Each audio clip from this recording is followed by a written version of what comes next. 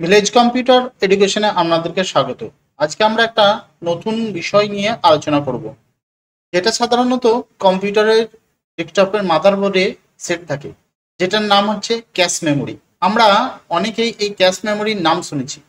এই cache memory সাধারণত কম্পিউটারের ডেস্কটপে যে মাদারবোর্ড থাকে সেই মাদারবোর্ডে সেট করা থাকে। এই ক্যাশ মেমোরি কি, এটা যদি আমাদের জানতে হয় তাহলে আমাদেরকে প্রথমেই জানতে হবে সিপিইউ এবং মাদারবোর্ডের র্যাম যে জায়গাটায় থাকে সেই জায়গাটা। দেখুন, এটা একটা ডেস্কটপের হচ্ছে মাদারবোর্ড। এটা দেখুন সিপিইউ থাকে, যে এই অংশটা দেখতে পাচ্ছেন এটা সিপিইউ আর এটা হচ্ছে র্যাম। এই যে র্যাম এবং সিপিইউ, এই র্যাম আর সিপিইউ এর একটা নিজস্ব গতি আছে। সিপিইউ এর কার্যক্ষমতা খুব দ্রুতগতি সম্পন্ন। এই যে সিপিইউটার কাজ খুব দ্রুত গতিতে হয়, এবং র্যাম এবং সিপিইউ এই দুটোর মাঝখানেতে এই ক্যাশ মেমোরি অবস্থান করে। এই ক্যাশ মেমোরিটা কি, কেমন দেখতে? দেখুন, ক্যাশ মেমোরিটা ঠিক দেখতে আমার এইরকম ক্যাশ মেমোরিটা দেখতে। ক্যাশ মেমোরি এই যে এইটা, এটাকে ক্যাশ মেমোরি বলা হয়। এর কাজ কি? এর কাজ হচ্ছে যে সিপিইউ এবং র্যামের মাঝখানে চাহিদা অনুযায়ী ডেটাকে দ্রুত সিপিইউকে দেয়। অর্থাৎ র্যামের যে কাজ, র্যাম সিপিইউ এর সমান কাজ করতে পারে না। এই ক্যাশ মেমোরি খুব দ্রুত ডেটা সিপিইউকে দিতে পারে। ক্যাশ মেমোরি সিপিইউকে খুব দ্রুত দিতে পারে।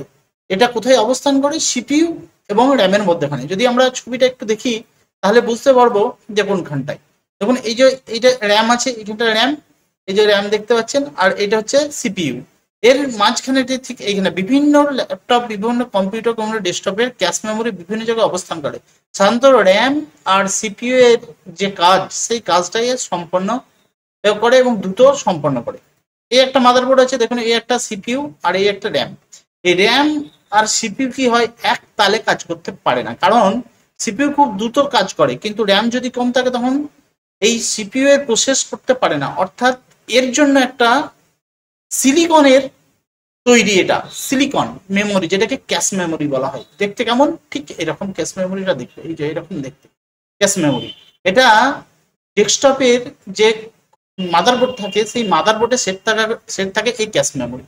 এই ক্যাশ মেমোরি সিলিকনের তৈরি, সিলিকন দিয়ে এটা খুব তৈরি করা থাকে, এবং এটা ডেটা সরবরাহ করে তাড়াতাড়ি এবং কম্পিউটারের কাজকে দ্রুত গতিতে সম্পন্ন করতে সহযোগিতা করে।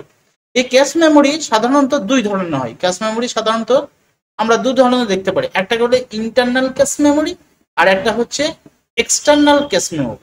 এই ইন্টারনাল এক্সটার্নাল ক্যাশ মেমোরির সাহায্যে কম্পিউটারের যে মাদারবোর্ড থাকে, এই যে মাদারবোর্ড থাকে, এই মাদারবোর্ডের ডেস্কটপের কম্পিউটারের কাজ খুব দ্রুত সম্পন্ন হয়। আমরা সাধারণত এই বিষয়টা, আমরা যারা পড়াশোনা করি ক্লাস 11-এ এইবারে, তো তাদের ক্ষেত্রে এই ক্যাশ মেমোরিটা কি এটা জানা খুবই জরুরি।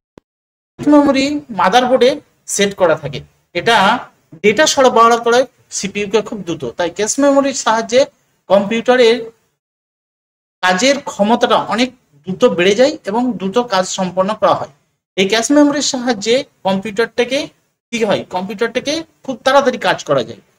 কোথায় থাকে? সিপিইউ এবং র্যামের মাঝখানে এটি সেট করা থাকে। এটা সিলিকনের তৈরি এবং কম্পিউটারটা দ্রুত কাজ সম্পন্ন করে। এইটা ক্যাশ মেমোরি মাদারবোর্ডের চিপসেটের মধ্যে সেট করা হয়। সেই জন্য এই ক্যাশ মেমোরি এখনকার মাদারবোর্ডে, বর্তমানে যে মাদারবোর্ডগুলো আছে বেশিরভাগ মাদারবোর্ডে এই ক্যাশ মেমোরি লাগানো থাকে। এই ক্যাশ মেমোরি থেকে নিয়ে আসা প্রসেস করে এবং ক্যাশ হিট বলা হয়। এইখান থেকে প্রসেস করা হয় এবং সিপিইউকে এর দুটো ডেটা দেয়। এই যে সিপিইউটা দেখালাম আপনাদেরকে, এই যে সিপিইউ, এই সিপিইউটাকে কি করে, ডেটা সরবরাহ করে ওই ক্যাশ মেমোরি, এবং খুব তাড়াতাড়ি কাজটা সম্পন্ন হয়, কম্পিউটার ফাস্ট হয়। তাহলে বুঝতে পারলাম যে আমাদের ক্যাশ মেমোরি কি এবং ক্যাশ মেমোরি কোথায় অবস্থান করে এবং দেখতে কেমন। যদি ভিডিওটা ভালো লাগে অবশ্যই লাইক করবেন, কমেন্ট করবেন, শেয়ার করবেন। চ্যানেলে যদি নতুন হন চ্যানেলটি সাবস্ক্রাইব করবেন, আর ফেসবুক থেকে যারা দেখছেন অবশ্যই পেজটাকে ফলো দিয়ে রাখবেন। ভিডিওটা দেখার জন্য আপনাকে অনেক অনেক ধন্যবাদ।